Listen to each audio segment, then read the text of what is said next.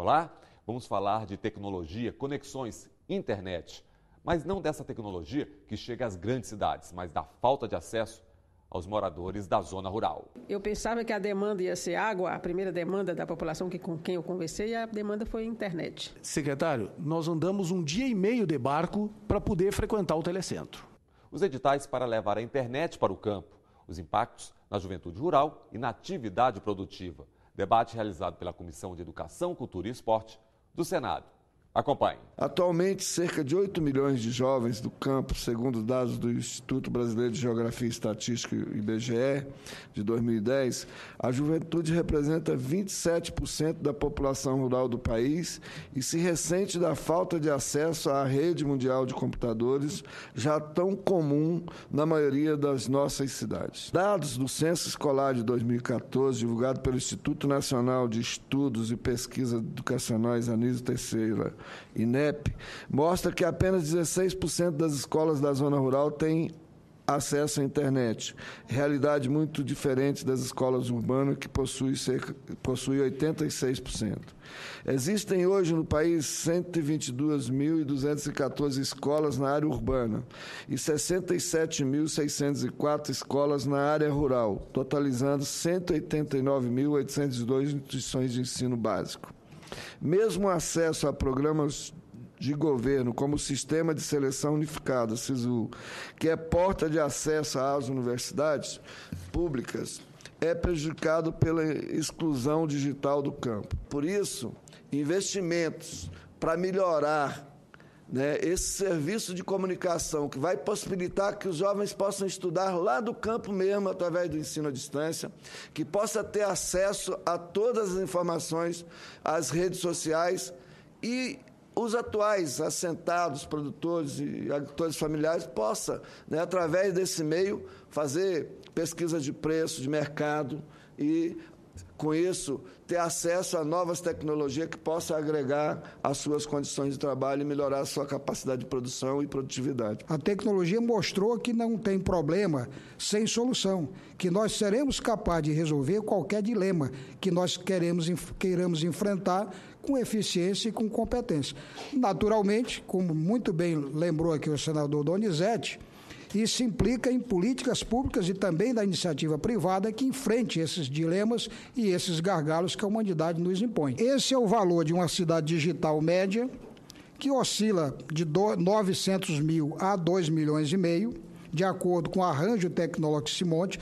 Nós vamos inaugurar agora, no dia 19 de outubro, a primeira cidade brasileira com tecnologia 4G. É aqui em Luiz Eduardo Magalhães, uma cidade da Bahia, que entra aqui pelo Tocantins, com tecnologia 4G. Portanto, essa cidade custou para nós um projeto de R$1.600.000. O preço oscila entre 900 mil a 2 milhões e meio para fazer uma cidade sustentável de acordo com aquilo que nós queremos colocar lá dentro. E um telecentro custa, em média, R$50 mil. No momento, nós já fizemos, ou estamos fazendo 149 cidades dessas, investimos R$230 milhões e fizemos 1.273 convênios, o que dá, em média, mais ou menos 6 mil telecentros, porque cada convênio desse tem, no mínimo, 5 ou 6 ou 10 telecentros em cada convênio. Ainda é muito pouco para a dimensão de um país continental como o nosso, mas já se fez 6 mil.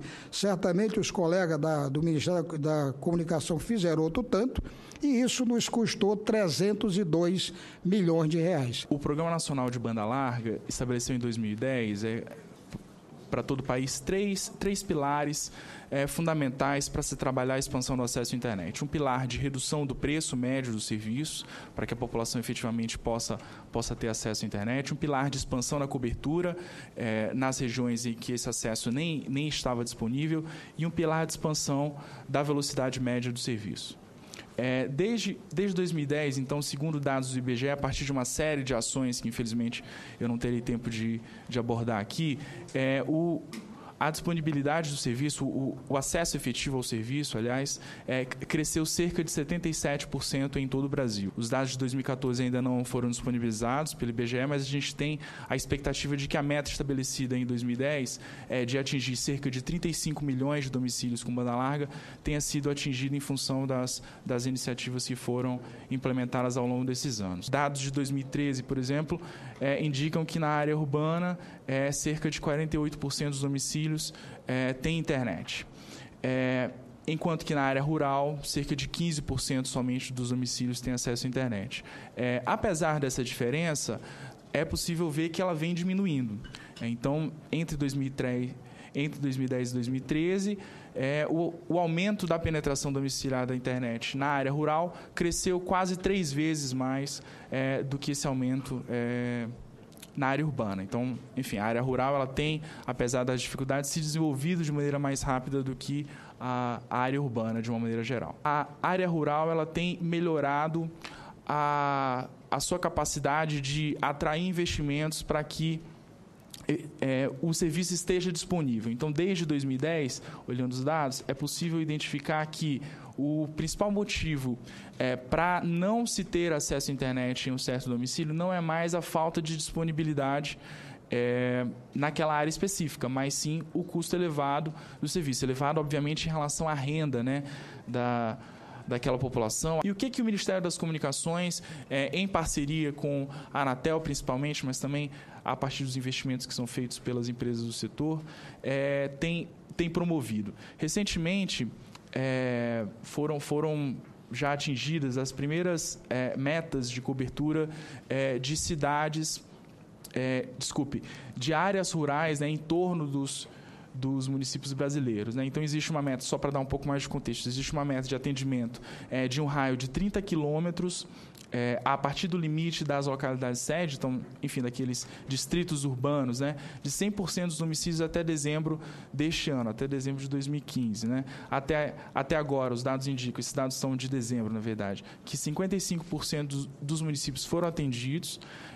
E em relação às escolas que estão nessa área, nós já temos um percentual significativo também, cerca de 40% das escolas elegíveis para serem atendidas. Em princípio, todas as escolas dentro dessa área de 30 quilômetros, desse raio de 30 quilômetros, deveriam ser atendidas, mas foi feito um diagnóstico de que muitas dessas escolas elas não têm sequer acesso a um PC, um laboratório de informática mínimo, ou têm acesso à energia elétrica, apesar das políticas que são empreendidas pelo governo federal, enfim.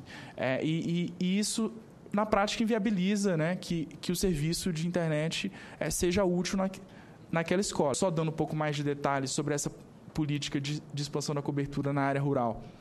Existe uma obrigação de que os serviços, tanto de voz quanto de dados naquela área, sejam prestados a um preço máximo. Essa foi uma das obrigações, uma das condições estabelecidas em um edital de radiofrequência da Anatel. Existe também uma obrigação de expansão da velocidade média desse serviço, da velocidade ofertada desse serviço ao longo do tempo.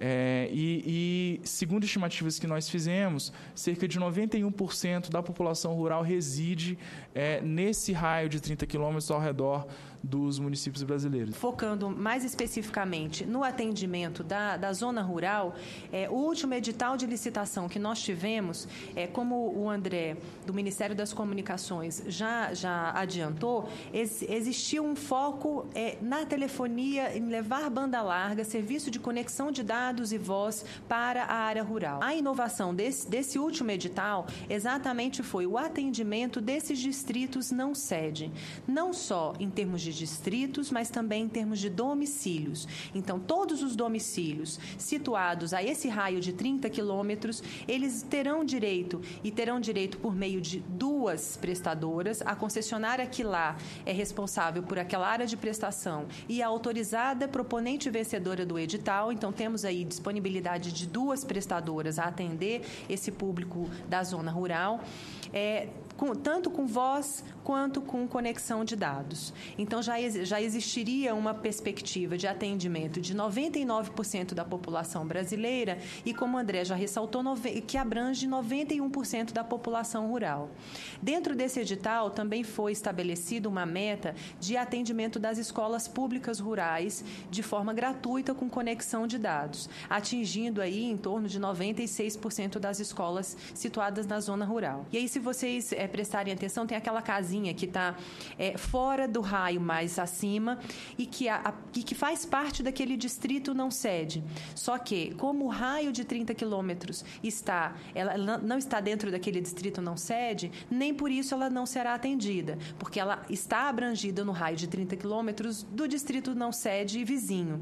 Então, temos aí, por isso, essa perspectiva de atendimento de em torno de 99% da população brasileira. No próximo bloco, internet, educação, desabafo. A menina vira caixa do supermercado e nunca mais volta para a escola.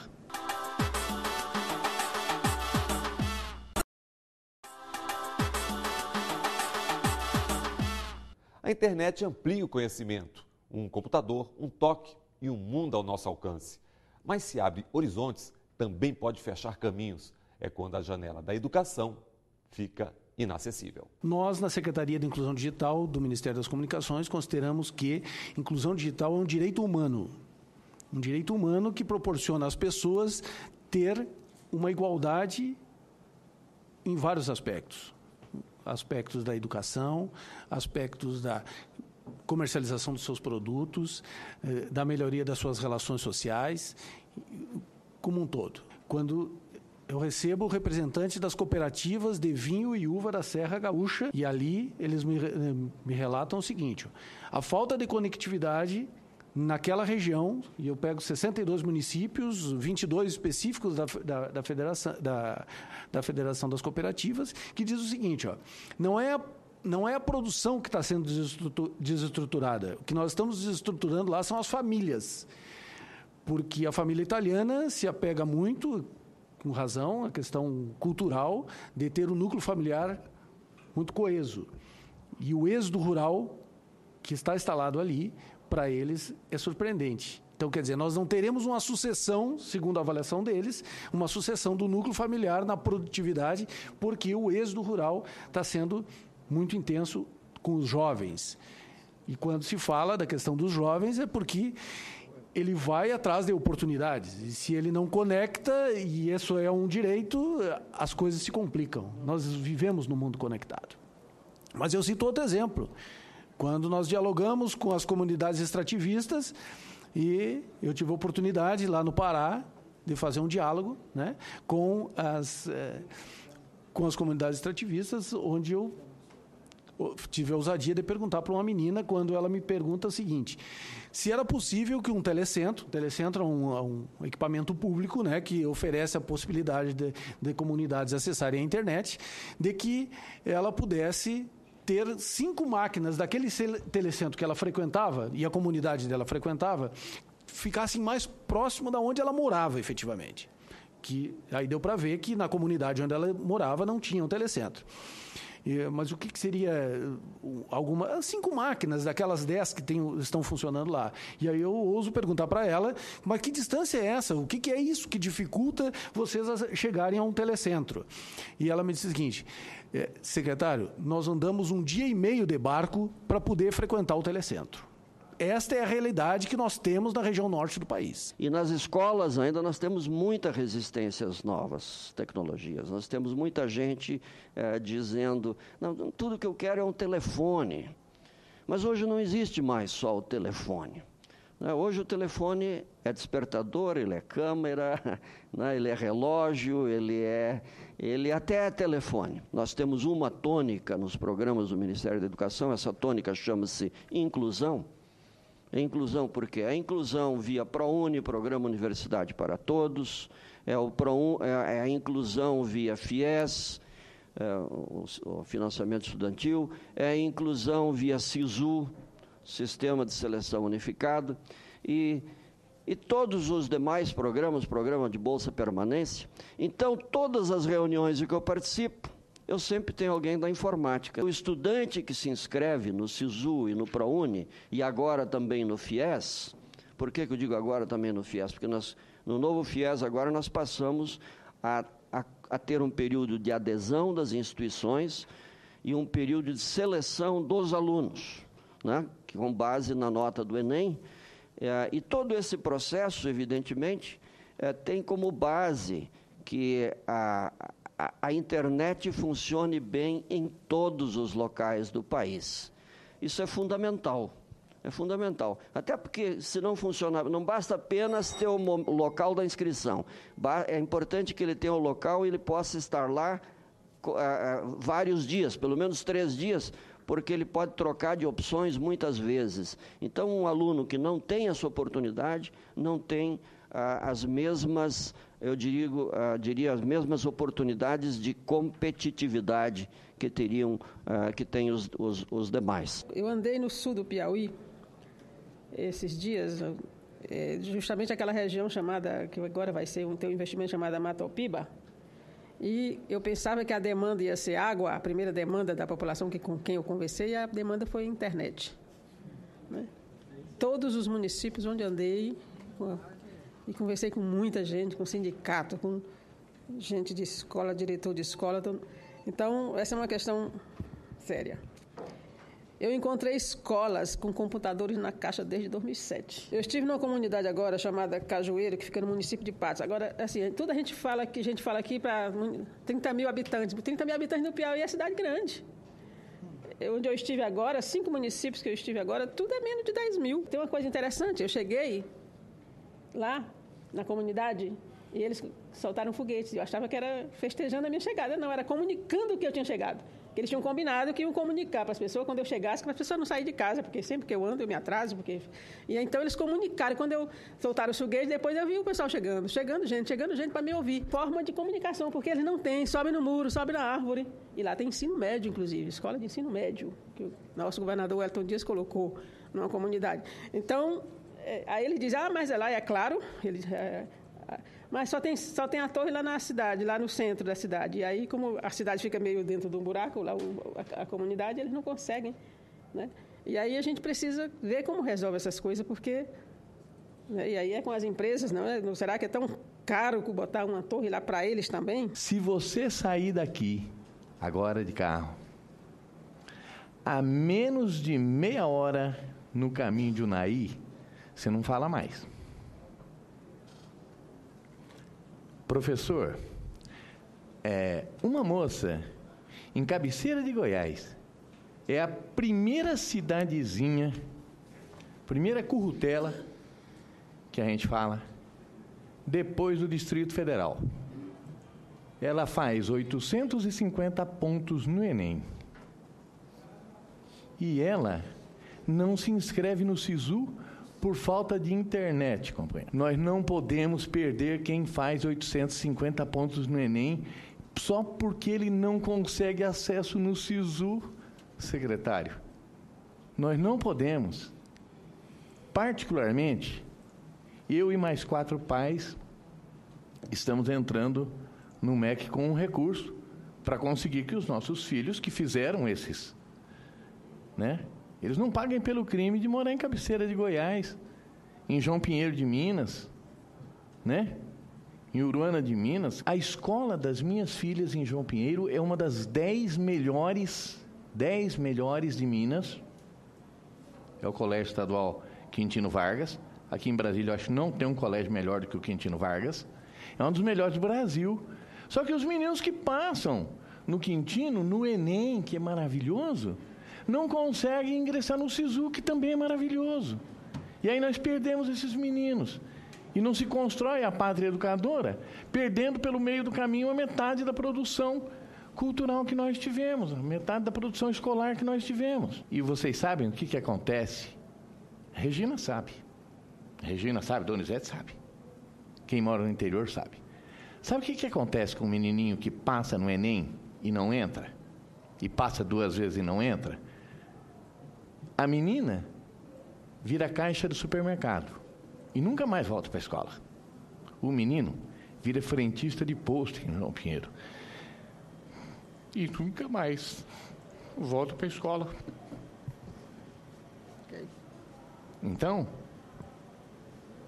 esses meninos que a pátria educadora está perdendo precisam ser resgatados. Tem que abrir a porta. Se é uma anteninha de 1 mega, é uma anteninha de 1 mega. Se é uma anteninha 3G, é uma anteninha 3G. Mas tem que ter antena em Cabeceira de Goiás, aqui pertinho aqui do Ministério. Concordo com o que disse o nosso professor. A pessoa que o seu Osni, né? Osni. Para participar bem nos programas de inclusão que nós temos hoje, nós temos que garantir que em todos os lugares haja esse espaço. Eu só lembro que nós temos uma exigência legal que está expressa nas portarias do SISU e do ProUni, de que todos os institutos federais, todas as escolas públicas que participam do SISU, por exemplo, ou todas as universidades federais, todos os campos espalhados pelo país, devem ofertar gratuitamente o acesso à internet a esses candidatos. Mas o ideal seria que a gente pudesse também ter isso para todas as escolas do país, né? Então, com algum deslocamento, muitas das pessoas podem se beneficiar. É uma questão que já está prevista em lei, porque nós temos, de fato, várias pessoas que reclamam que têm dificuldade, né, de acessar. No próximo bloco, ensino à distância, cidade digital, tributação. No caso do FUST, especificamente, 18 bilhões e nada foi utilizado.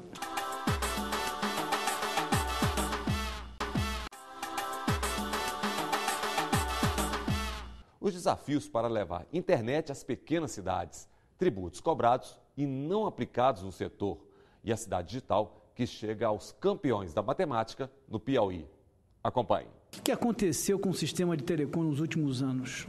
A chegada, principalmente de dados móveis, levou a gente a um crescimento de 56% ao ano. Então, quando a gente fala de demanda, aumento de demanda, você vê estradas, rodovias, portos, você vê 10%, 15%. No nosso caso, é 56% ao ano.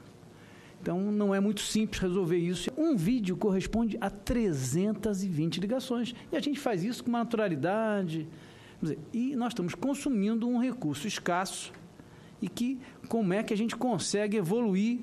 E para 2019, a rede vai estar praticamente cursando vídeos, porque é a tendência natural. Nós conectamos, como banda larga gratuita até 2025, 68 mil escolas públicas urbanas e 18 mil rurais. Será que o sujeito que mora numa área rural não tem o mesmo direito de estar conectado que o que mora numa área urbana? E a realidade, eu não tenho dúvida que a resposta é sim. Contudo, isso não está aparecendo nos editais. Nós vamos ter cobertura do 3G aí ao longo do tempo, até 2019 a gente vai estar cobrindo. Aí eu pergunto, puxa vida, vai ter que esperar até 2019 alguns municípios? Sim, senhor, essa é a regra do jogo. No 4G, nós temos também de forma razoável aí uma penetração. Nós vamos ter em 2017 1.079 municípios. O setor sempre excede toda essa cobertura que é obrigatória. Hoje, em nenhum desses leilões, nós temos qualquer obrigação de cobertura nas estradas. Então, imagina a situação, você está num carro, fura o pneu na estrada, e você fica louco com a gente. A imagem das empresas é muito deteriorada porque não tem cobertura em locais que são essenciais, mas isso é assim nos editais e é assim para quê? Para arrecadar mais.